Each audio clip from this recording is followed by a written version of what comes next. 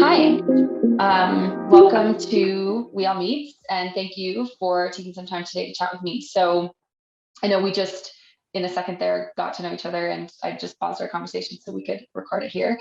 And so I had said, like, I know, a bit about your story. So it seems like so you're working at Citibank, working on trying to predict global interest rates.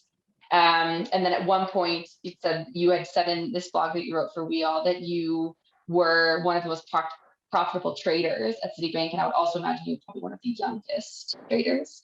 And so, kind of the question that I want to ask is, where during that process, your tenure, kind of doing this work, what was the aha moment that the system was flawed?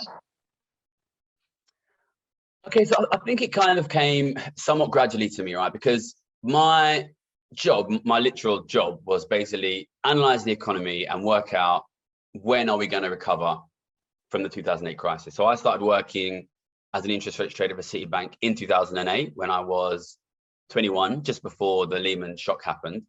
And that's when all the interest rates collapsed to zero. And basically my job was, when will they come back up again? Before that, I studied economics at the London School of Economics here in London, where I am now and where I was working. So I had a little bit of background in economics, and I just sort of, like everybody else, wanted to understand what was happening. But the history of what happened in the world of interest rates prediction since 2008 is, I think it's really amazing, right? So in 2008, when the rates collapsed, like previously rates used to move like 5.5 to 5.25, and suddenly they were moving 5.5 to 0 all over the world. So everybody thought the rates moved so much, we're going to have a big V-shaped recovery, big bounce back. So everybody predicted a big recovery in 2009. In 2009, when that didn't happen, it got pushed back to 2010. It was a bit too serious, it'll take a bit longer. In 2010, it got pushed back to 2011. In 2011, it got pushed back to 2012. In 2012, it got pushed back to 2013. And even at the beginning of last year, 2020, before COVID, they were predicting a big normalization sometime soon, basically. So I think this is amazing, totally amazing. That, like, these are not just, random guys, right? These is very well-paid traders working for banks all over the world. And, the economists working in central banks were making similar predictions. Basically, the whole economics discipline for 10 years, more, 13 years, consistently predicted we're about to get out of this crisis, and we're consistently wrong. So, I mean, that in itself is an amazing thing to happen, and something I've thought about a lot. But I guess the question is, when did it sort of click for me? So at first, I just sort of, I studied economics. I believed, like everybody else, we're going to get a big recovery. Then sort of 1 year later, it hadn't happened. Another year later, it still hadn't happened. I started to sort of question, are we right on this? Because like everybody was very confident for the first 2 years, and they were wrong for the first 2 years, and they kept pushing it back. And I started to think a lot about, why are we wrong on this? What's not happening that should be happening? And actually, fundamentally, the question is not that complicated, right? The reason that the economy didn't recover as strongly as economists thought that it would is because individual spending didn't recover. People didn't spend as much money as they needed to for us to have a strong economy. And I sort of became fixated on this idea of, like, we do these things like cutting interest rates, which is printing money, pushing cheap loans into the system, and it's supposed to get people spending. But I come from a very poor background around here in East London, and I couldn't see any way that these cheap loans were even reaching these people, never mind like getting them spending. In fact, like the only like obvious consequence of these cheap loans, it was pushing up house prices, which if anything makes things worse for these poorer people. And I just sort of became very fixated on, why do we not have the spending? And also this question of sort of, where is the money? Because all this money goes into the system, and yet the people who around me, where I was from, weren't getting it. Obviously, by then I was working in the city with very wealthy people who were making a lot of money. And I sort of became obsessed with this idea that, well, the money is only going to rich people, and rich people just use it to buy stocks and to buy houses. and just pushes up asset prices. Not only that, but it worsens inequality, because if rich people get richer, they use that money to buy assets from poor and ordinary people, which makes inequality worse, right?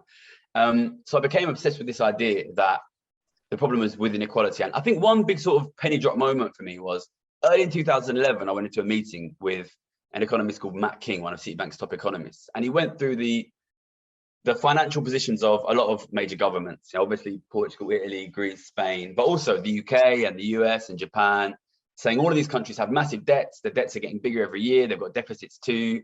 They're not going to be able to provide that spending that the economy needs.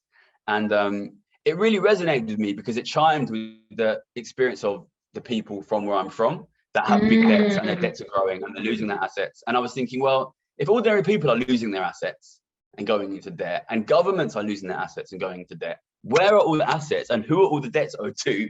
And then that's sort of when I realized, like, this is it. Inequality is the problem, basically. It is the fundamental structural problem of our economy preventing a recovery. And back then, that was early 2011, nobody was talking about inequality. And for me, it was like, this is it. This is why we've been wrong. This is why economists are always wrong. Because if you study economics university, they never talk about inequality. So economists are not really thinking about that. So if you have a structural problem of inequality, it just doesn't get fixed. And what that means is you have a permanent problem, because economists don't talk about it. They don't push it onto the agenda. Politicians, who are often very rich or become very rich, don't do anything about it. So then you have just a permanent worsening problem. So I started to bet that year, 2011, that it would be a permanent crisis, that there would never be a recovery. And by the end of that year, I was Citibank's globally most profitable trader. So that was a sort of a strange experience, but sort of that's sort of what, and and then that's continued to be true for the years since, that economists expect a recovery, but they don't do anything about inequality, and then the recovery doesn't come. So I've been watching this for a long time now, 10 years, and I think it's not complicated. We've got a structural problem with inequality. Rich people save, poor people spend. If you continually suck assets and wealth away from ordinary people and transfer it to the rich, of course you will get more saving and less spending, which means high asset prices and low wages and a weak economy.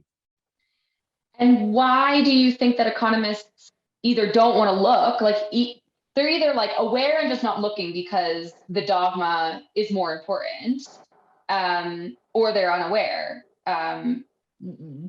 Why aren't they doing anything or looking at it if it is very clear?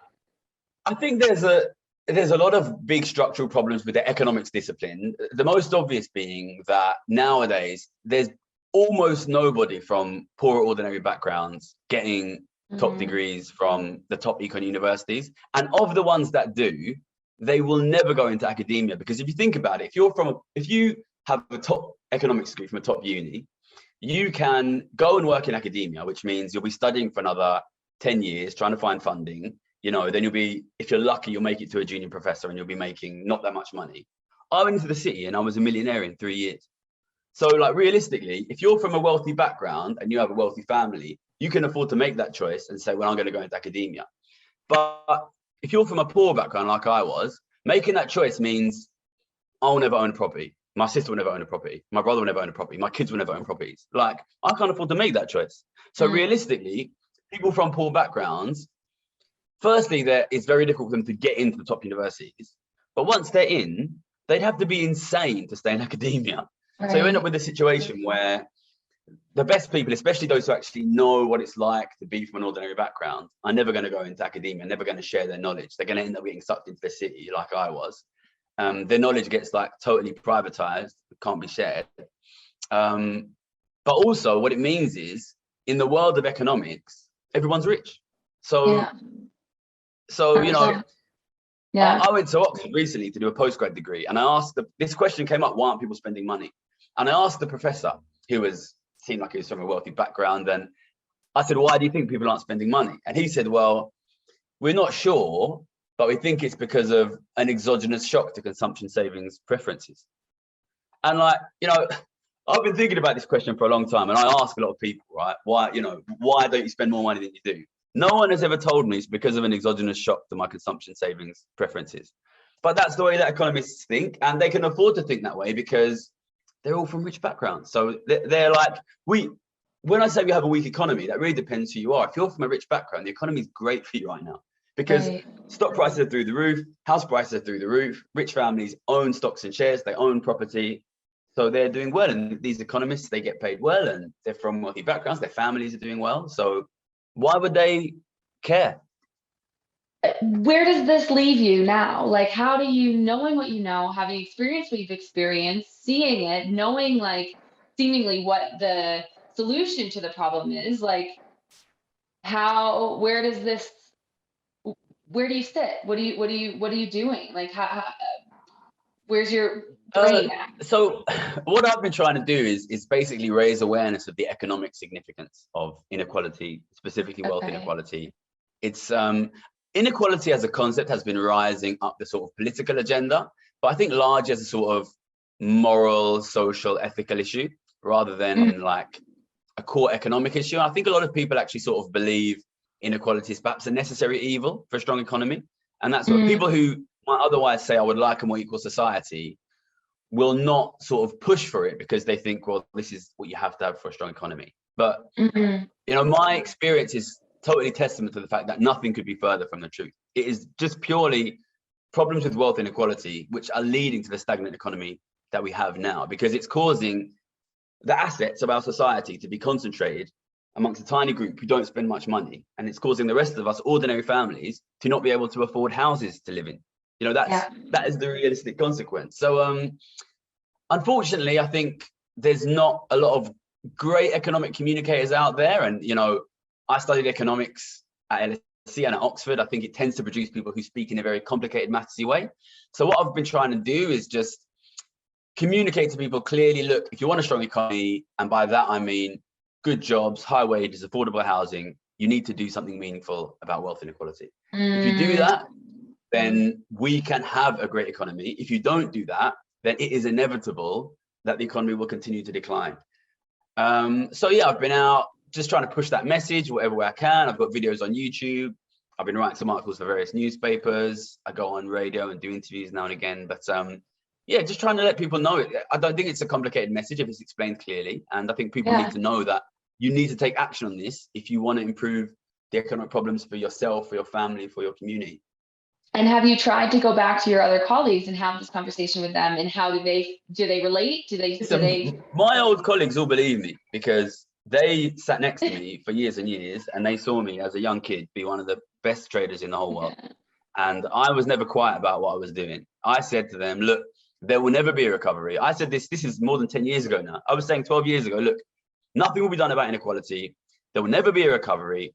There will never be a normalization in interest rates. House price and stock prices will keep going up, and it just gets worse. And so obviously they heard that 10 years ago. So now they're, you know, all my predictions have been right. So these guys, but then these guys, they're wealthy. They work for banks. They're calling me up, just like ask me what bets to put on. You know, I mean, most of them are not being hurt by it because they're from rich families, and even if they weren't, they're in very well paid jobs, so they're rich. So you know, some of them are a bit more thoughtful about it, but in general, they respect me as a very good trader and a very good forecaster, and they've seen me be right for a long period of time.